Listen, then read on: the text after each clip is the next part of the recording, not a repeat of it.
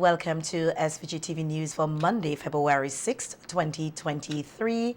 I am Rochelle Batiste with the details. Prime Minister Dr. Ralph Gonsalves has made it clear that while the Physical Planning Board has given permission subject to conditions to the company responsible for the construction of the port modernization project for dredging of sand of Argyle, the government has not agreed for the dredging to proceed. Speaking on the issue on the radio on Sunday, PM Gonsalves noted that among the conditions pointed out by the Physical Planning Board to Aecon Group Inc. were in relation to issues connected to the extent of wave action, for proper consultations to be done in relation to livelihoods which involve fishermen, and to get permission from the government, which has the final decision on the matter. The nature of this project and the resource which belongs to the state, you have to come to an agreement with the executive. There's been no decision on that. So anybody who says that there's been a decision, they're wrong. As of today, I speak to you at 12:30 on the 5th. Today is the 6th, 5th. 5th, correct. The Prime Minister of this country is not persuaded, as at this moment, that the permission should be granted. And that is why. But I want to give everybody a fair hearing.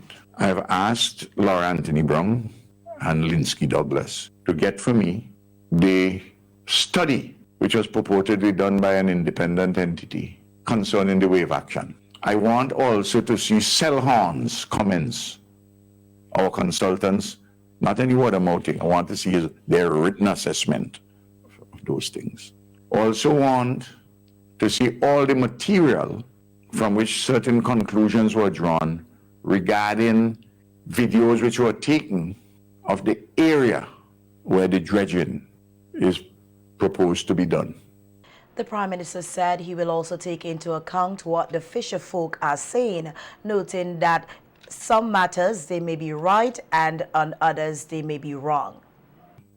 For instance, I have seen public statements that there is coral where they want to. The material that I have seen do not show that there's any coral there. That there is overwhelming plant material, that is not there, from what I have seen of some videos which were shown to me by Laura and Linsky. I have been advised about areas where the fisher folk pointed at the fish, but Linsky told me that where they pointed is not where the dredging is going to take place. But I'd want to know if the dredging is going to take place, even though the fish there is transient, whether taking out 1.2 million cubic meters of material, it's going, Cecil, to affect fishing nearby, as distinct from you just catching what you may call transient fish. So the fishermen may have a point, but they may not have a point in terms of the precise location where the actual dredging is taking place, because you should have a map on the point. So I need clarification on those things. The Prime Minister says there are also other environmental factors that will have to be taken into consideration. I don't want to hear that any wave action on the Argyle International Airport revetment will be negligible. What are the assumptions of the study in relation to this conclusion, and what is the extent, among other things, how negligible is this? What is the length of time it's going to take for 1.2 million cubic meters of material to be replenished by nature? Will that have an effect on Brighton Beach, where we have said that you can't mine sand? And I have seen, I posed all these questions, indications, but I want to see the actual professional work which was done. I want to read it myself, and I want to see what Selhorn says. And in addition to what, just a summary given by Lauren Linsky's committee, I want to see a more detailed set of assessments there. PM Gonzalez says because he is not yet persuaded by the environmental and livelihood impacts, he will not say yes to dredging in the area or urge the cabinet to say yes. You say you have studied 7 areas. I would like to see the study of the other 7 areas, the other 6 areas. Could it be that you like that particular area because the transportation costs from there coming down is cheaper? I don't know. Can you do it above Rabaca? Can you do it below Black Point? How far out in any of those places you're going to need to go? But those, if you do that, P. John, all of those things would cause a delay in, if you want to use materials from St. Vincent and the Grenadines. But in your bid, you had said you could get the material from elsewhere. Well, I'm sure you'll be making those contingencies in any case. So if that is the case, that's fine with me. But if you want me to make a decision within the next couple of days, the things that I'm asking for, those would not be available in the next couple of days. So if you yourself have a timeline, go ahead. Get it from elsewhere. Some person may be saying, well, Ralph, it's $4 million US they reach now. I said, listen, we have a capital budget of 470 million. I'm not talking the overall budget of 1.4 billion. Comparatively speaking, it's a small sum of money. Yeah? According to reports at a recent consultation at the Calico Fisheries Center, representatives of ACON told fishermen that the Physical Planning Division has approved a dredging permit for the company to take 1.17 million cubic meters of sand from an area 820 yards south of and 550 yards from the Argyle International Airport. The company had proposed to start the dredging in the middle of March to be completed by May 2023. But this plan will have to be put on hold. In other news now, we hear that with more hotels being established locally, veteran butcher Richard Gibson of Midway Butchers says the demand will also grow to have trained persons and meat to supply these establishments. And he has expressed concern that St. Vincent and the Grenadines will not be able to meet these demands. They have the lifting of the COVID-19 restriction. There are a lot more people that are coming to St. Vincent, and the hotels now are demanding a higher quality meat, different cuts of meat. I am the only recognized one who can provide the meat for the hotel. I was not the only one and the most qualified one who can cut the meat standard. If the government set program or the YES program, I believe they just have a new one out now. I don't know how that works. They're a great helpful for me to train them that what will happen now, places like Sanders opened, they might, but if they got a good animal in St. Vincent, they might have the butcher in-house, butchering the animal to their specification. But then nobody can do it. Nobody knows how to do it.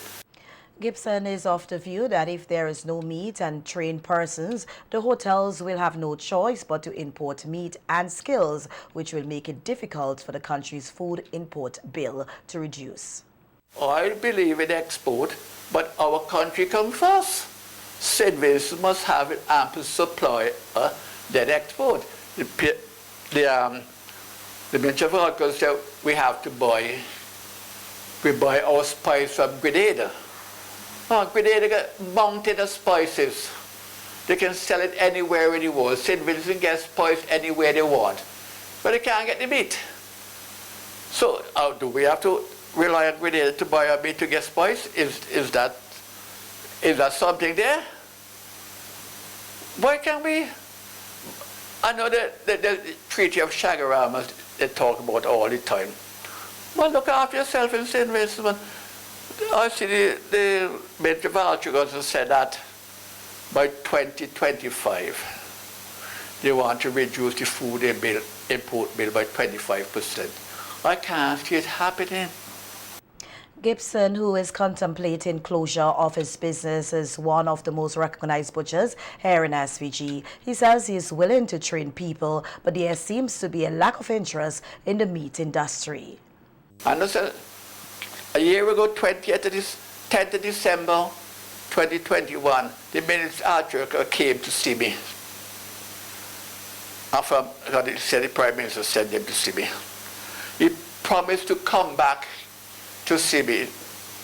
It was 14 months now. I haven't seen him. I spoke on the radio in an issue at hand. They told me to get in touch with the Minister of Agriculture and talk with him, put my ear to him. I phoned on several occasions.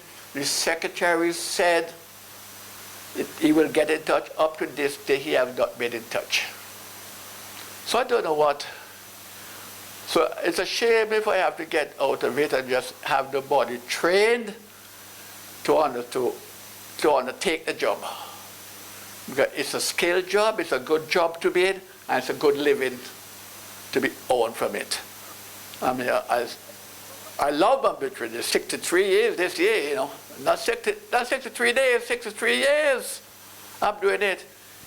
So I have forgotten more than anybody would learn. The Minister, the Prime Minister. And the Ministry of Agriculture, Rural Transformation, Forestry and Fisheries, in collaboration with the Rotary Clubs St. Vincent and the Grenadines on Friday, launched an irrigation program at the ministry's conference room. Minister of Agriculture, Sabota Caesar, said the project will assist over 100 farmers with irrigation on their farms. Irrigation is the artificial application of water to the soil through various systems of tubes, pumps, and sprays. Many of these farmers are not able to afford irrigation to their farms. There was a period in St. Vincent and the Grenadines where a national irrigation program was attempted, and when we had floods, definitely we saw the negative impact on the national irrigation system. And the Ministry of Agriculture, we are working with several stakeholders to address the issue of refurbishing these systems. In the interim, however, we are working with our partners to see how we can come up with innovative means of getting water to many of our farmers. The ministry will be working with the partners to establish irrigation for 112 farmers in the first instance. And we anticipate that the farmers who are assisted in phase 1, we will be able to do connections to assist many other farmers who are within close geographic proximity. Minister Caesar said that with the help of stakeholders, nearby streams to farms will be utilized in executing the project. Advised by the technicians that utilizing the nearby streams, we will be able to assist our farmers, and I want to particularly address our livestock farmers, because every year the government, we have to put a special program in place whereby we have our government jeeps and workers from within the ministry working with the livestock farmers throughout the country to assist them in taking water for their animals. There are many farmers who want to expand the production of vegetables, and I'm speaking this within the context that we are seeing significant increases in the demand, a significant increase in the demand for vegetables, and particularly so for the emerging hospitality industry growth that we are already experiencing. And you just can't grow vegetables without water. And what this project is going to do is that we're going to select a cadre of farmers who are going to target the production of vegetables, also farmers in the livestock, and ensure that they will benefit. The St. Vincent and the Grenadines Community College has launched a new project to build its online learning and delivery capacity. The project is being done in collaboration with the Commonwealth of Learning, the COL, and is expected to strengthen the platform which the college currently uses to facilitate the full running of online programs offered and have more students completing online and blended courses.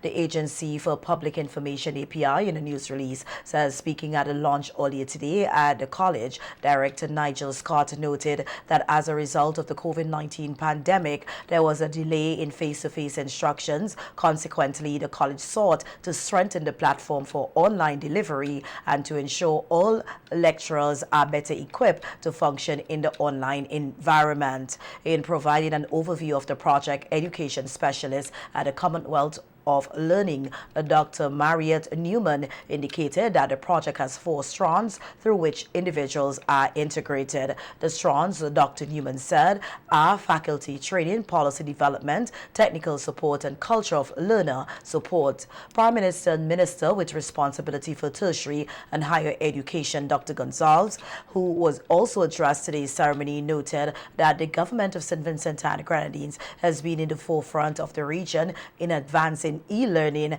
and stressed that the Commonwealth of Learning can help to not only access what they are offering at the college, but to help to better coordinate the overall e-learning trust. PM Gonzalez reaffirmed that it is the government's aim to have at least 1 university graduate per household by 2030, noting that these are exciting times to be young and the programs must be embraced. The Commonwealth of Learning is an intergovernmental organization dedicated to distance education and open learning. The larger the grouping, the bigger the noise, the louder the voice. Minister of Foreign Affairs and Foreign Trade, Kiesel Peters, says despite St. Vincent and the Grenadines' size, there are many benefits that can be derived from CELAC presidency to push the country to the forefront. An obvious one being increased visibility. Before, we were not at the forefront of 650 million people. But now that the election has taken place and we've been selected and we have assumed the presidency, 650 million people, well, of course, excluding us and other CARICOM members, but that large grouping, millions of people, are now focused on St. Vincent and the Grenadines. Then our profile has increased. It increased when we became a non-permanent member of the Security Council, and we were president of ECOSOC and other institutions within the UN framework. But something like this increases the profile of St. Vincent and the Grenadines and shows that we have the capability to lead. And when you show that, people listen. While leading the organization, Minister Peters says St. Vincent and the Grenadines will be focusing on connectivity by air and sea transportation, which will help to increase more facilities for trade. The areas that the Prime Minister has indicated we will focus on is the connectivity. And I spoke about this in my budget debate, that we are looking towards connectivity. Connectivity via air transport, via marine transport as well. That would foster persons moving, because in order for persons to come, we have to deal with the issue of air transport and sea as well, to transport cargo, to facilitate trade and so on. The Foreign Affairs Foreign Trade Minister says they will also be focusing on interaction in regards to culture and cultural exchange with Latin America and the Caribbean, noting that the focal point will be made on the learning of indigenous language, which will commence with a historical book about St. Vincent and the Grenadines. Interaction as it relates to culture. So we're looking at some cultural exchanges, whether through schools, persons coming here, our persons going there. And when I say our, like the Caribbean to Latin America and Latin America to the Caribbean, to create that cohesiveness. We have declarations on indigenous languages. we know the history, you know, we've all read the history books, the people who came. So you have the indigenous peoples, and all territories in Latin America and the Caribbean have had the indigenous peoples. We have descendants of indigenous peoples, and I am happy that there will be a focus on indigenous languages. I remember our Minister of Tourism and Culture did say, I believe last year, that they're looking to a special focus on the learning of indigenous languages, and currently we have commissioned the writing of a book about the history of St. Vincent and the Grenadines. In more local news now, we hear that a single mother of two was killed on Saturday evening, reportedly by her ex-boyfriend. As we hear in this report, it was only about 2 weeks ago that the woman and her son, or two of three persons, left homeless after a fire destroyed a house in the New Montrose area where they lived. 28-year-old Altavia Belingi of Chester Cottage lost her life at the hands of her ex-boyfriend Elroy Charles, who is now in police custody. Belingi resided with her friend Sylvan Richards, who only 2 weeks ago lost everything in the fire at New Montrose. According to Richards, they were returning from the beach and stopped for food at Higginson Street, Kingstown. And within 10 minutes, when she returned outside, she found her friend laying close to a garbage bin. We were on our way home, but I didn't see, literally see what actually happened. 'Cause I went to get some fried chicken. And this is around what time? I won't be able to tell you what time it was because my battery was dead since afternoon on the beach.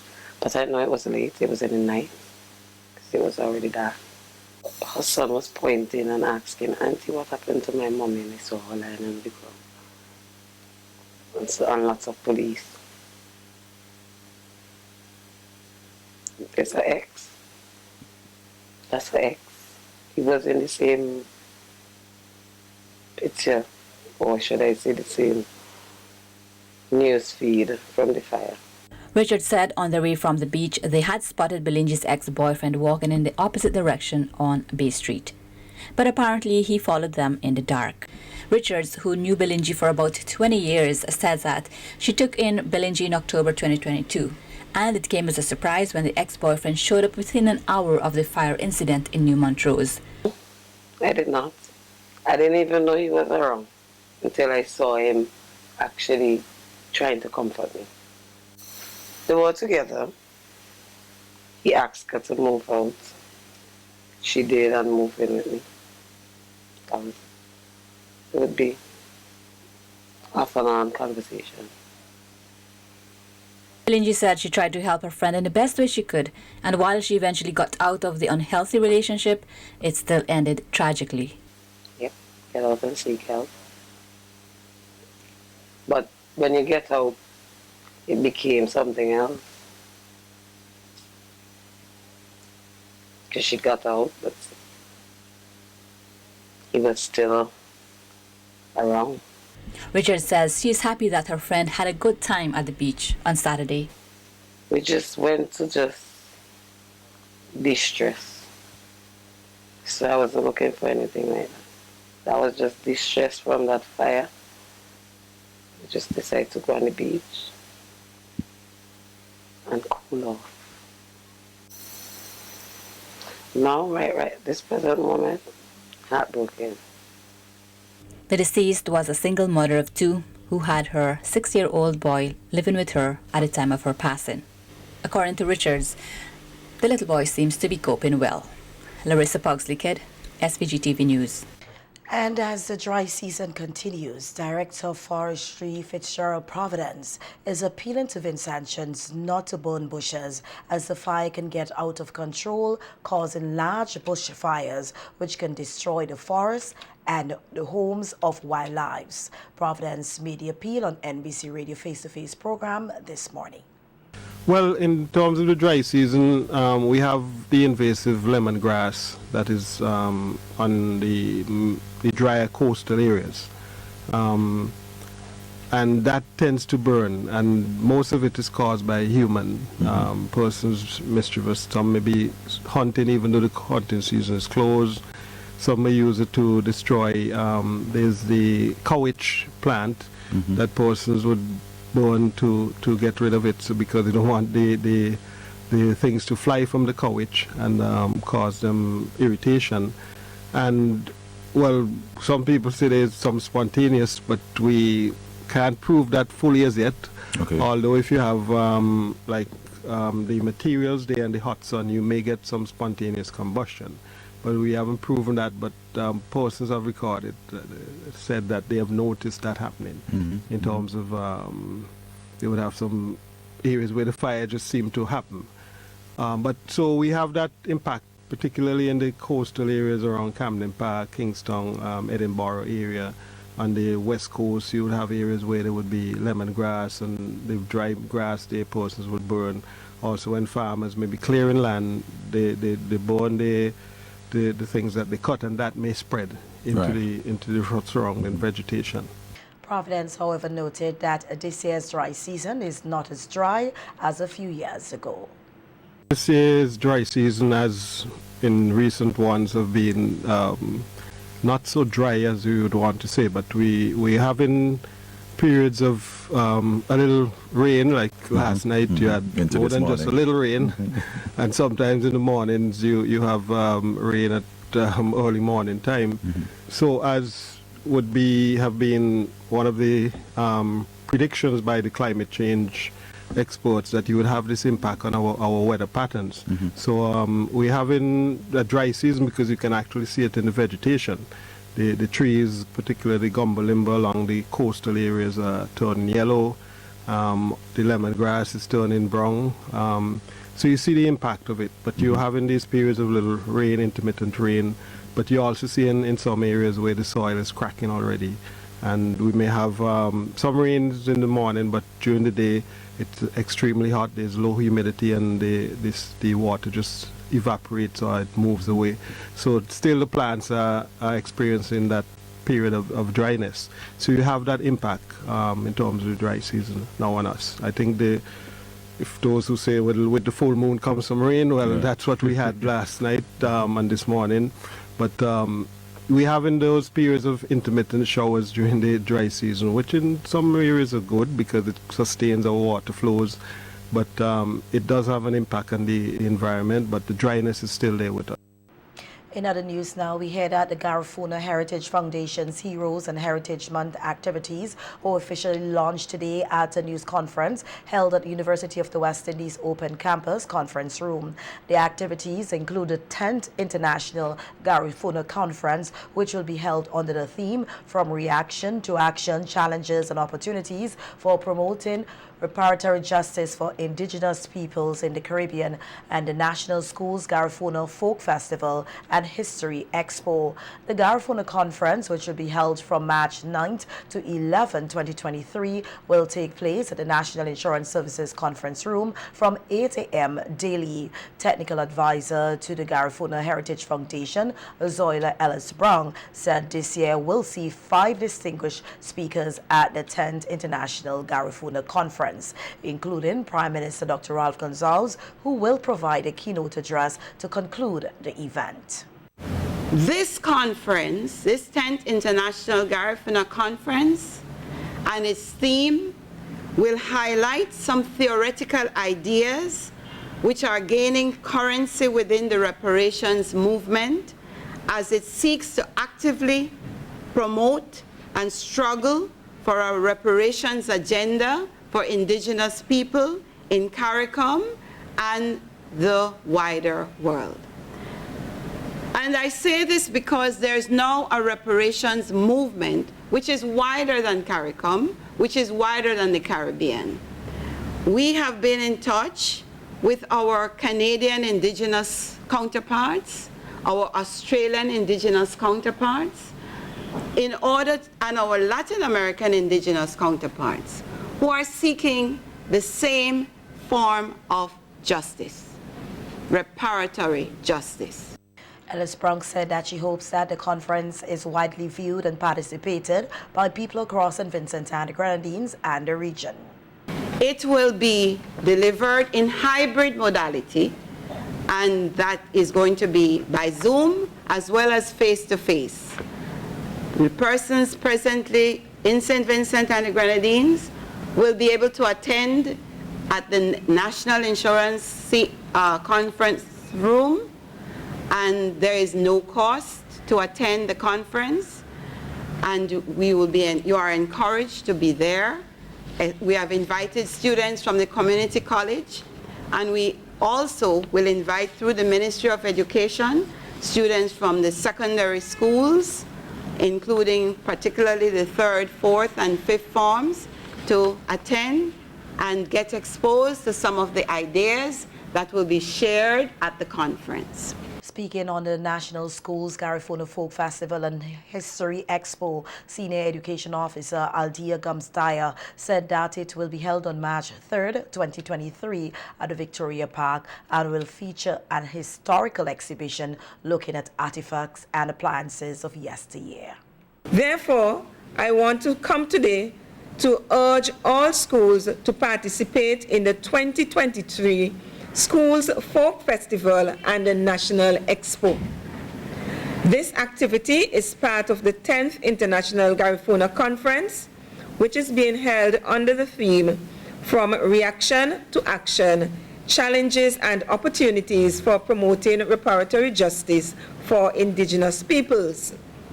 So as schools prepare their presentations, we want to urge them to consider the genocidal effects on our indigenous peoples, not only in St. Vincent and the Grenadines, but also in the region. We want to urge them to consider the unjust wars waged against these indigenous peoples and their resilience. Without such resilience, we would not be preparing for these celebrations. So the objectives of the Schools Garifuna Folk Festival and National Expo is to enhance the public's knowledge of local history of St. Vincent and the Grenadines.